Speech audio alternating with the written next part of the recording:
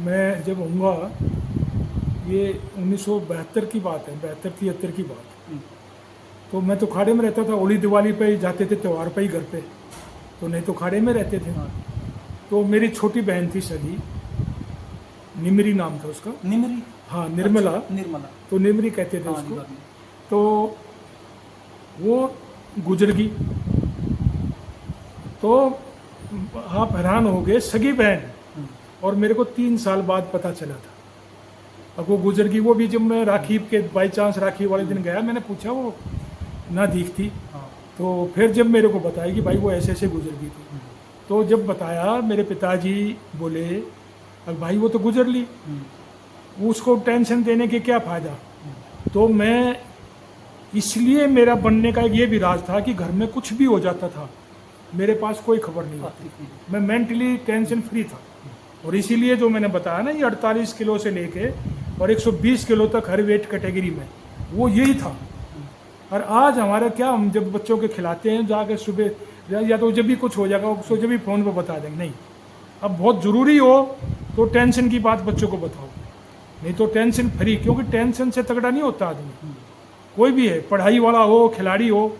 तो इसीलिए मेरा ये निवेदन है कि जो बच्चा खेलता है, अब आज सबसे बड़ी बीमारी तो ये मोबाइल है, हाँ। इससे भी हमें बचना चाहिए।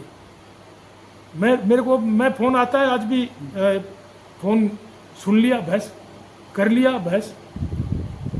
कई कंपटीशन होते हैं, जैसे अभी ये हमारा नया लड़का है अमन सह रावत, जो हमारे खाड़े का बच्चा है।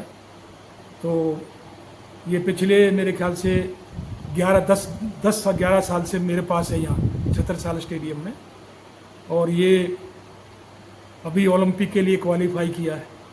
तो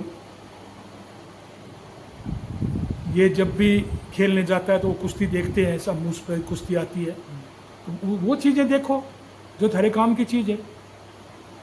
अभी इस बच्चे को इसके माता पिता गुजर गए थे, ये यहाँ खाड़े में छोटा सा आ गया था हमारे पास, लेकिन इतना मेहनती और इतना शरीफ। और आज देखो आप, वर्ल्ड चैंपियन सुशील के बाद, सुशील इंडिया का एक ही वर्ल्ड चैंपियन है जो सीनियर में भी, सब में।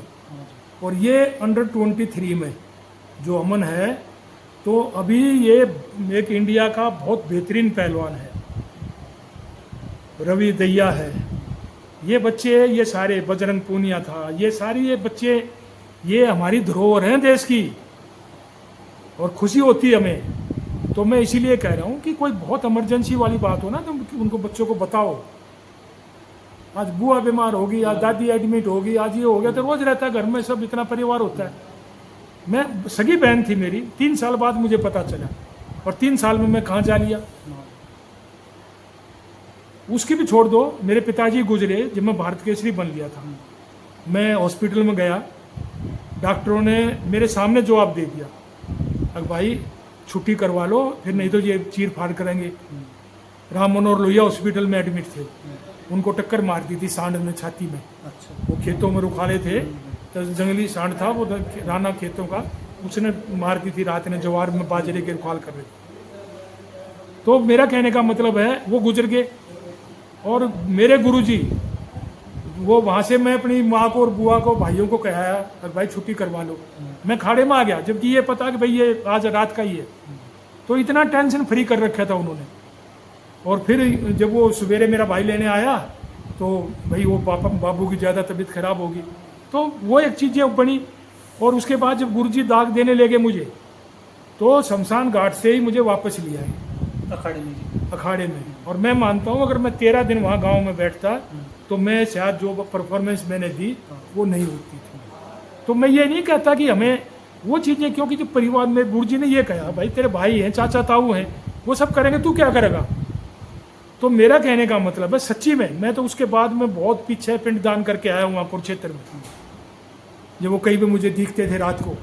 तो मेरा कहने का मतलब है, अगर हमें चैंपियन बनाना है, उसमें उसको अच्छा बनाना है, तो उसको कोई भी टेंशन की चीज़ें नहीं बना। खाड़े में रहने का मतलब क्या होता था, खाड़े में घर में रह के पहलवानी होती नहीं, इसलिए नहीं होती ना।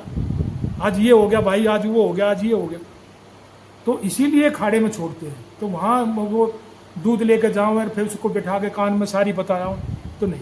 कोशिश करो, बहुत इमरजेंसी कोई चीज़ बताने की हो वो बताओ। अब ये बातें कहने की तो नहीं थी, लेकिन क्योंकि मैं चाहता हूँ कि हमारे जो पहलवान, जो हमारे खिलाड़ी, उनके लिए मैं संदेश देना चाहता हूँ, बेटे तुम्हारे अंदर इतना टैलेंट है, तुम खान है, कंप्यूटर हो, भरे पड़े हो, बस जाओ और सब हिला करो सारी दुनिया को। आज इतने हर ओलंपिक में मेडल आ रहा है। अब ये जेवलिन थ्रो वाला लड़का है, कोई सोच भी सका था कि ये 90 मीटर फेंक देगा, 88 मीटर फेंक देगा, इंडिया का खिलाड़ी। जब वो कर सकता है तो तुम क्यों नहीं कर सकते? मैं कर सकता हूँ तो तुम क्यों ना कर सकते? तो मेरा आप सबको आशीर्वाद है, जितने भी खिलाड़ी हैं, चाहे महिला हैं, चाहे पुरुष हैं, चाहे लड़के हैं, चाहे लड़कियां हैं, और बस गुरु की, माँ बाप की इज्जत, बड़ों की इज्जत, उस आशीर्वाद में ही बहुत कुछ है।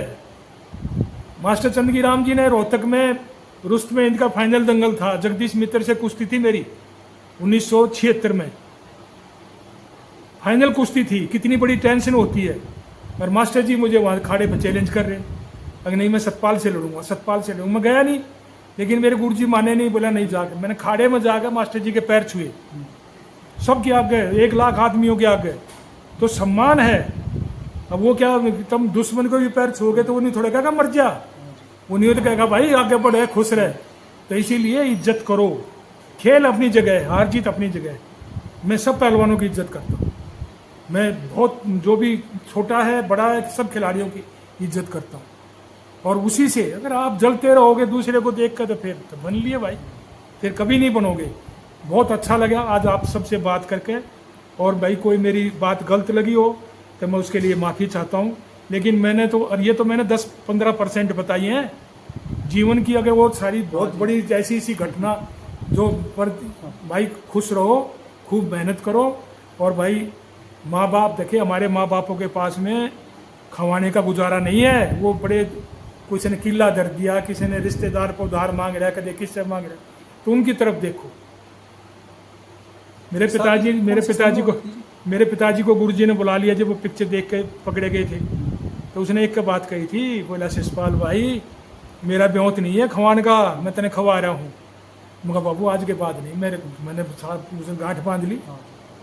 अब मगर भाई मैं देखेंगे। उसके बाद में 2 पिक्चरों में मैंने हीरो काम किया। अच्छा जी। तो मेरा कहने का मतलब है, सब चीज़ें आप आ जाए, तुम दुनिया देखने आओ, तुम्हारे को वो करो। राम राम सबको, बहुत बहुत धन्यवाद, खुश रहो और खूब मेहनत करो।